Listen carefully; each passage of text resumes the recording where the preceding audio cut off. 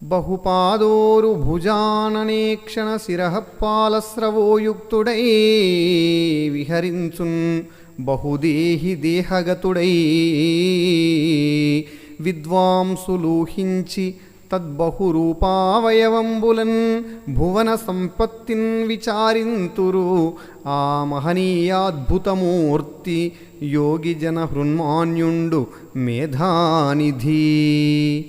ఓ మేధావంతుడా, బహురూపాలు దాల్చిన ఆ పరమయోగి ఎన్నో పాదాలు, ఎన్నో తొడలు, ఎన్నో భుజాలు, ఎన్నో ముఖాలు, ఎన్నో నేత్రాలు, ఎన్నో శిరస్సులు, ఎన్నో నుసళ్ళు, ఎన్నో చెవులతో కూడి ఉంటాడు.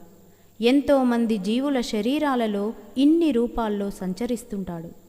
ఇతడి శరీరావయవాల్లోని 14 లోకాల ఉనికిని గూర్చి విద్వాంసులు భావించి అనేక రీతుల్లో దృష్టి సారిస్తారు. ఆయన